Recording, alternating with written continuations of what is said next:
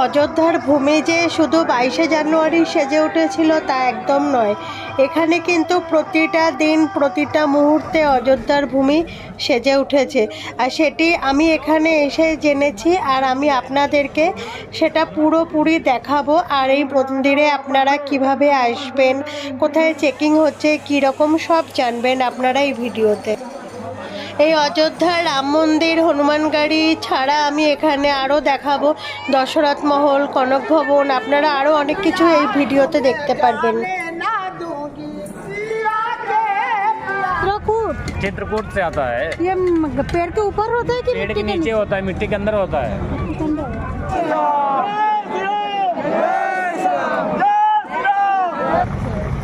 তোকে দেয়নি এই দশরথ মহল, যেখানে রামচন্দ্র 4 ভাইয়ের সাথে এখানেই বড় হয়েছিল। ভরতের সাথে এখানেই দেখা করেছিলেন, যে সীতা মায়ের রান্নাঘর ছিল এখানে।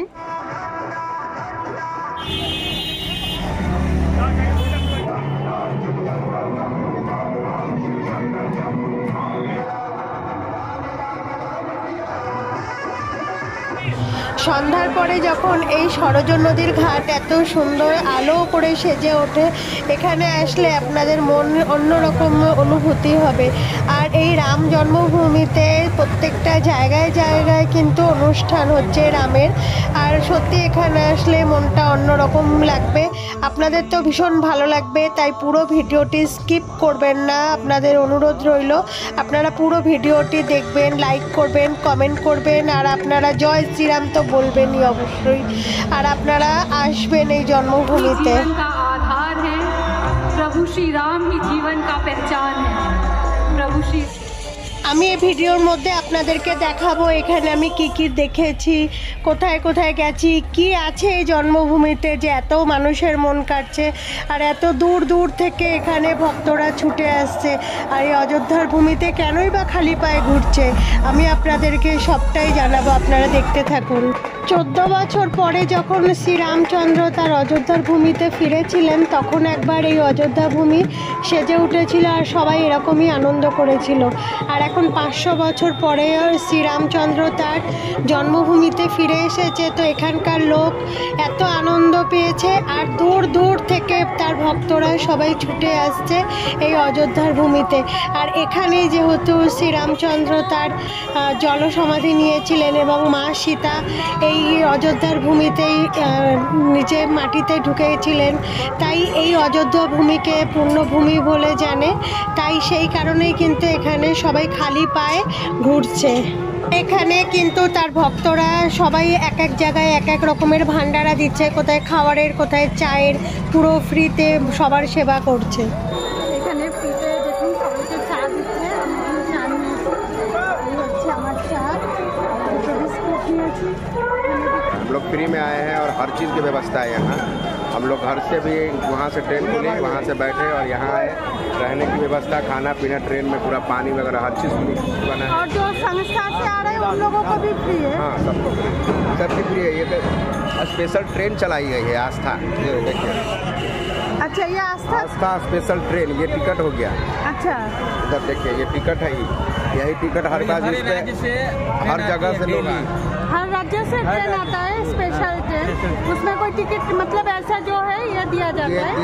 ये टिकट ही समझिए, आइडेंटिटी कार्ड है ये। अच्छा। आइडेंटिटी कार्ड आस्था ट्रेन में आए, फ्री चार्जिंग हो रहा है। ये आप हम हैदराबाद से, मैं बोनगिर से आए, हैदराबाद से आए आप? दूसरी बार आ गए मैं। तो लगा रहेगा अभी 2 दिन तक। सरकार अभी जागरूक है, हम लोग। लेकिन हम लोगों को कलकत्ता से शायद नहीं है। नहीं, कलकत्ता से आज ही तो आई है गाड़ी। आप संपर्क में नहीं आज संपर्क में नहीं है। अगर किसी पार्टी के कार्यकर्ता के संपर्क में आप रहते ना तो आ सकते थे, ऐसा कोई बात नहीं है। आज योगी बाबा का देन है कि हम लोग यहाँ थोड़ा 28 तक रहना, देश को अच्छा विरासत भी चाहिए और विकास भी चाहिए। हाँ, विकास चाहिए, विरासत भी मिला था, हाँ, दोनों होना। विकास भी चाहिए। जय श्री राम, भारतीय जनता पार्टी जिंदाबाद, मोदी जी जिंदाबाद, योगी सरकार जिंदाबाद। লতা মঙ্গেশকর চক, আর এখান থেকেই ওই সাইডে যেতে হবে, আপনারা গেলে সরজ নদী পেয়ে যাবেন। আর এটা দেখুন এখন কিন্তু সেলফি পয়েন্ট হয়ে গেছে যেখানে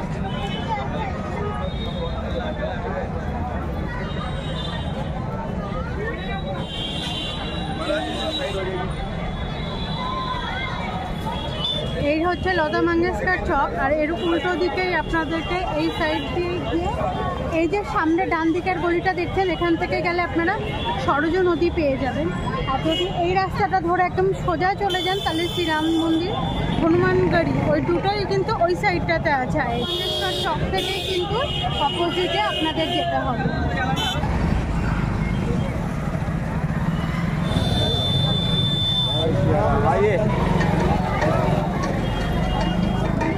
দেখুন এখানেও কিন্তু সবাই তিলক পড়াচ্ছে। আর এই রামচন্দ্রের মন্দির হয়ে কিন্তু অযোধ্যাবাসীদের অনেক ইনকামের রাস্তা এসে গেছে।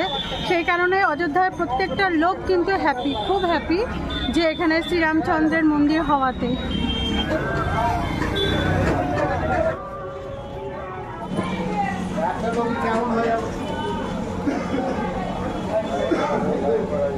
দেখুন এখান থেকে কিন্তু একটা সংস্থা থেকে সবাই এখানে ভোগ খাচ্ছে, একটা করে জিলিপি দিচ্ছে আর অল্প করে খিচুড়ি দিচ্ছে।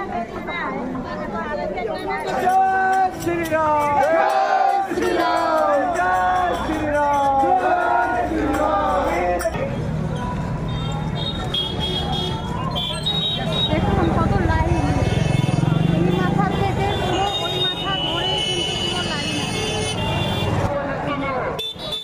এখানে রাস্তাঘাটগুলো কিন্তু খুব পরিষ্কার। আর এখন যে বাড়িগুলো দেখছেন এরই উপরতলাতে আপনাদের থাকার ব্যবস্থা করা আছে। এগুলোই কিন্তু 1000-2000 করে ভাড়া নিচ্ছে। আমি আপনাদের আর একটা ভিডিও আনবো, তার মধ্যে আপনারা ঘরের ভিডিও পেয়ে যাবেন। এখানেও কিন্তু খিচুড়ি ভোগ দিচ্ছে আর ওইদিকেও কিন্তু দিচ্ছে। সমস্ত জায়গাতেই কিন্তু এরকম ভোগ দিচ্ছে ফ্রিতে, এক একটা সংস্থা থেকে এসেছেন।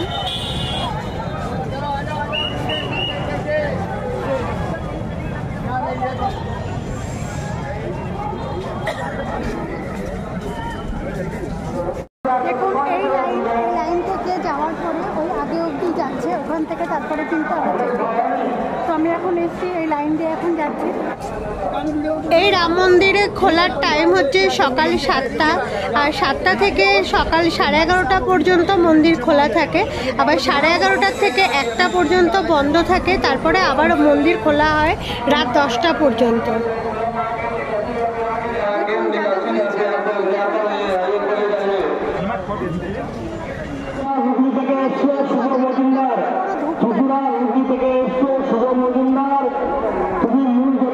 हम लोग खड़े वहीं पे आ जाओ, तकरोही बाजार से हम लोग ने जहाँ से अभी वापस गए थे एंट्री करी थी।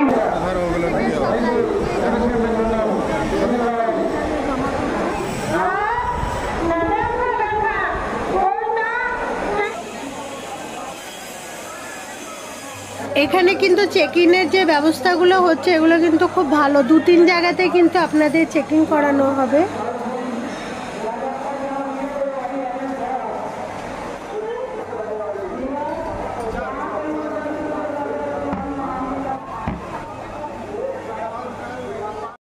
দেখলেন যে ওই পাশ থেকে সবাই আসলো, এখান থেকে বেরালো, ওখানে ব্যাগ জমা করলো, আসার পরে সবাই এখান থেকে ব্যাগ করে নিচ্ছে। এবারে আমরা এখান থেকে সব গিয়ে ওই সাইডে যাবে, গিয়ে সবাই যার যার জুতো জমা করতে হবে। এখানে কিন্তু 2বার চেকিং হয়। একবার চেকিং হলো, আমি আপনাদেরকে সবটা দেখালাম। এরপরে মোবাইল জমা করার পরে কিন্তু আবার একটা চেকিং হবে, তারপরে মন্দির দর্শন। আর মন্দিরের ভিতরে ক্যামেরা কিন্তু অ্যালাউ নেই। ব্যবস্থা করা আছে, কারণ যদি জল খেতে পায় তো এখানে কিন্তু আপনারা খাবার জল খেতে পারেন।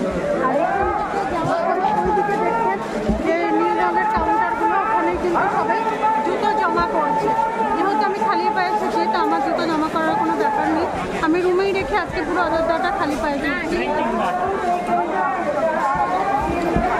দেখুন ওখানে কিন্তু অনেক কাউন্টার করা আছে জুতো, আপনারা যে কোনো একটা কাউন্টারে জুতো জমা করতে পারেন।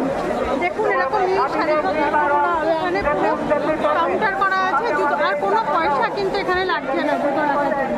আর এখানে জুতো রাখার পরেই আপনাদেরকে এই সাইডে দেখুন এই সাইডে যে বড় একটা প্যালেস দেখতে পাচ্ছেন, এর ভিতরে কিন্তু আপনাদের মোবাইল জমা করতে হবে, এখানে কিন্তু কোনো টাকা পয়সা লাগছে না। মোবাইল জমার এখানে দেখুন কত ভিড়, এখানেও কিন্তু অনেক কাউন্টার আছে যে আপনারা ওখানে মোবাইল জমা করতে পারেন। রাম মন্দির দর্শন করব আর আমি আপনাদেরকে যদি না দেখাতে পারি এটা আমার খুব খারাপ লাগতো।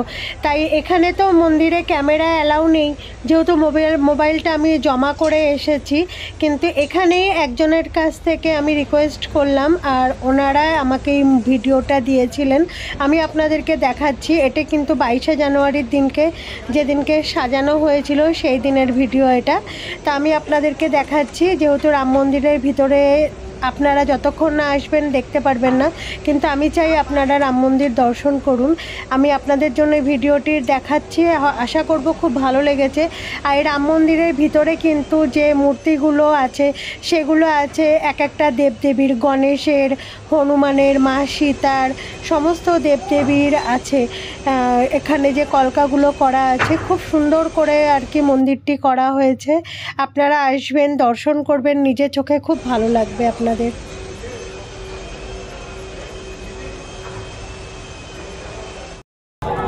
আমি মন্দিরে দর্শন করে এসেছি আর আসার পরে দেখুন কত ভিড় এখানে। এখন সব অনেকে হনুমান মন্দির যাচ্ছে আর আমিও হনুমান মন্দির যাব, আপনাদেরকে হনুমান মন্দিরের ভিডিওগুলো। মন্দিরে কিন্তু কোনো পুজোর ব্যবস্থা নেই, এখানে কিন্তু আপনারা আসলে দর্শন করবেন আর দর্শন করে যখন বেরাবেন আপনাদের হাতে একটা করে প্রসাদের দেবে। আর প্রসাদ নিয়ে এরকম রাস্তাতে দেখতে পারবেন যে আপনারা এখানেও কিন্তু ফ্রিতে অনেক জায়গাতে প্রসাদ দিচ্ছে। এখানে কিন্তু মন্দির কর্তৃপক্ষ ওরাও দিচ্ছে আর অনেক সংস্থা থেকে এসছেন ওরাও দিচ্ছে। তো আমি এখানে নিলাম খিচুড়ি আর বোঁদে, এটা পেয়েছি। আর আপনারাও আসলে এরকম পাবেন, জায়গায় জায়গায় এরকম করা আছে, খুব ভালো লাগবে। এটা হচ্ছে হনুমানগড়ির রাস্তা, যেটা রাম মন্দির আছে ওই মন্দির থেকে এসে এই রাস্তাটা পেয়ে যাবেন। এটা হনুমানগড়ির রাস্তা। চলুন দেখুন, এখানে প্রত্যেকটা রাস্তায় কিন্তু এরকমভাবে সুন্দর করে ঝাঁট দিয়ে পরিষ্কার করে দিচ্ছে, যাতে শ্রীরামচন্দ্র বা হনুমানজির ভক্তদের যেন পায় কোনো কাঁকড় বালি যেন না ফোটে আর যেন কোনো কষ্ট না হয়। আর আমি যখন রাম মন্দির দর্শন করলাম তো দেখলাম মন্দিরের ভিতরে কিন্তু অনেক কার্পেট পেতে দিয়েছে, যে আপনারা কার্পেটের উপর দিয়ে হাঁটবেন আর হেঁটে যেতে গেলে দেখবেন যে কার্পেটের উপরে কিন্তু জল দিয়ে ভিজিয়ে দিয়েছে, যাতে কোনো ভক্তর পায়ে যাতে গরম না লাগে। হনুমানগড়ি দেখেছেন দুই সাইডে কিন্তু এরকম ভবন করা আছে, এগুলো কিন্তু গেস্ট হাউস বা লজ, হোটেল এরকম আছে। আপনারা আসলে কিন্তু এর মধ্যেও কিন্তু হোটেল বা রুম পেয়ে যাবেন। ভিডিওর মধ্যে আমি হোটেলের আর ধর্মশালার নাম্বার দিয়ে দেবো, আপনারা চাইলে ওখান থেকে বুকিং করে নিতে পারেন নাম্বার থেকে। দেখুন ওই যে লাল চূড়া দেখা যাচ্ছে ওটা হচ্ছে হনুমানজির মন্দির, আর এখানে থেকে তার ভক্তদের কত ভিড়, এখান থেকে ভিড় ঠেলে কিন্তু হনুমান দর্শন করে তারপরে কিন্তু জয় শ্রীরামের কত ভিড় এখানে।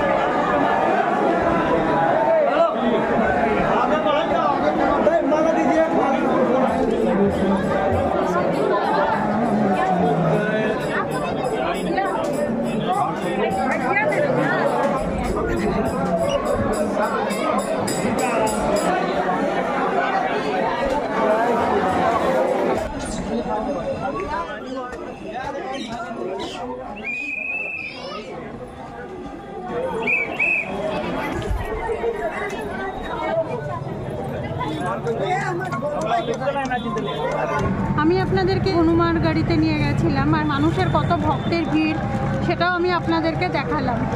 আর হনুমান গাড়িটার একটা কাহিনী আছে, আমি সেটা আপনাদের সাথে শেয়ার করতে চাই।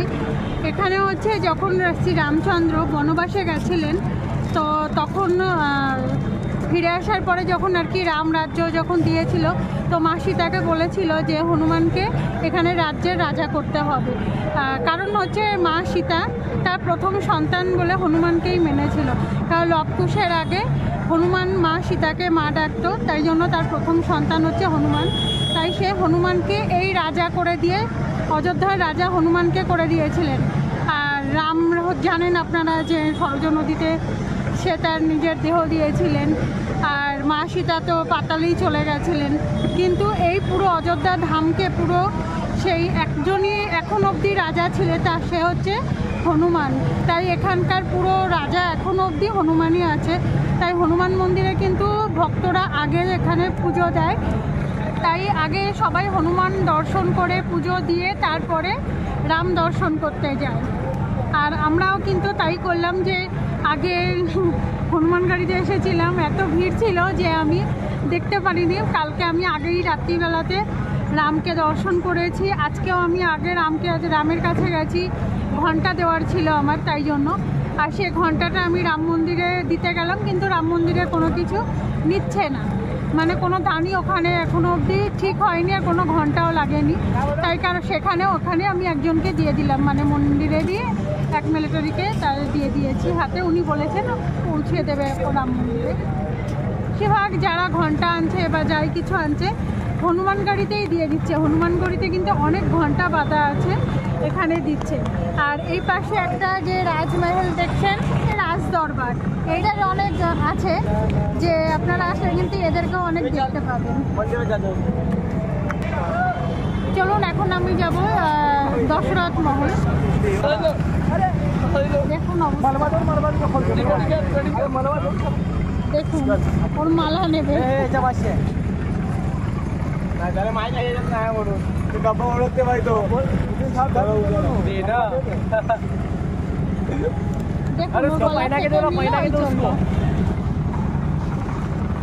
দেখুন মালা নিয়ে চললো, ফুল খাচ্ছে।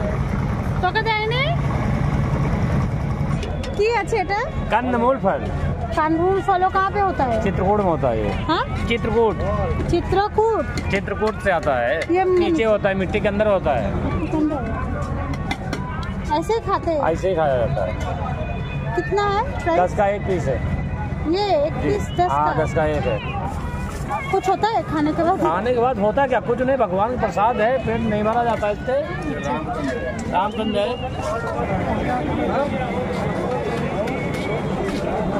নারকেলের মতন খেতে অনেকটা, কিন্তু আবার অনেক সময় একটু একটু মাঝে মাঝে মনে হচ্ছে কি ওটা সে তালের আটিগুলো মাটির নিচে পুঁতে দিলে যেমন সেই তালশাঁস বেরায়, তালশাঁসটা কাটলে যেমন খেতে লাগে, ও ঠিক অনেক ওরকমটাই টাইপের কিন্তু খেতে লাগলো। মানে একটু একটু ওই তালশাঁসের মতন খেতে লাগছে, একটু একটু নারকেলের মতন খেতে লাগছে, মানে দুটোই ওরকমই লাগলো। ঠিক আছে, ভালোই খেতে।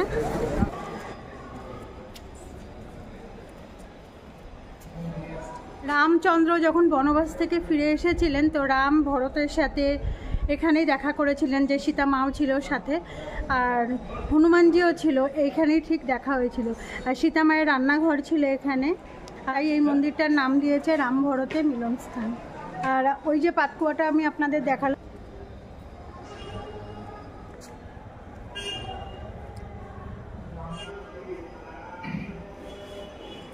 এখন আমি আপনাদেরকে নিয়ে যাব দশরথ মহল। একদম সোজা আছে যে মহলটা, ওটা হচ্ছে দশরথ মহল। চলুন আমি আপনাদেরকে দশরথ মহল নিয়ে যাই। দেখুন এই সেই মহল, আর মহলের চারপাশে দেখুন এরকম ঘর, আর ওই মহলের ভিতরেও আছে ঘর, যেখানে আর কি শ্রীরামচন্দ্র তার 4 ভাইয়ের সাথে 3 মায়ের সাথে এখানেই থাকতো। সীতা মাকেও এখানেই নিয়ে এসেছিলেন। আর এটার নাম হচ্ছে দশরথ মহল। পুরো আমি আপনাদের ঘুরে দেখাবো এটা। দেখুন এটাই সেই মহলের ভিতরটা। দেখুন হনুমানজির মূর্তি আছে। দশরথ মহলে প্রবেশ করতেই এইখানে আছে হনুমানজি। আর এখানে দেখুন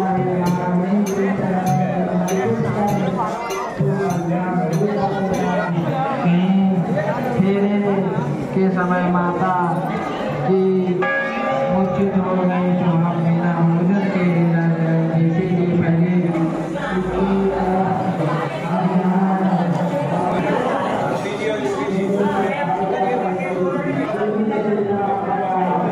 এইটা হচ্ছে কনক ভবন, মা সীতার বাড়ি ছিলেন এটা, এখানে মা সীতা থাকতেন এই কনক ভবন। এই কনক ভবনের ভিতরে আমি আপনাদেরকে নিয়ে যাব, চলুন কি আছে আমি আপনাদেরকে দেখুন। উপরে কিন্তু লেখা আছে সীতারাম, মানে রাম এইখানে মা সীতার সাথে থাকতেন, তাই এর নাম কনক ভবন। কত সুন্দর ভবনটা।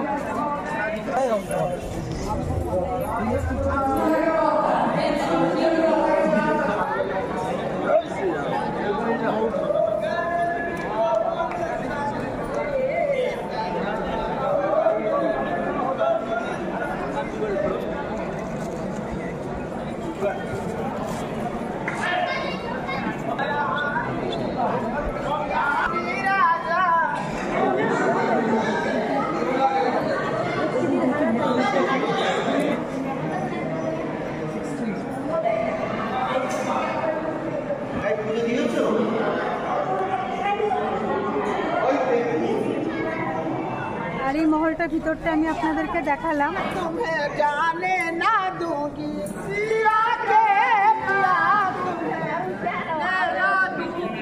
আর এই মহলের বাইরেই একটা সীতা মা যেখানে আর কি পুজো করতো, শিব ঠাকুরকে, সেই মন্দিরটাও আছে।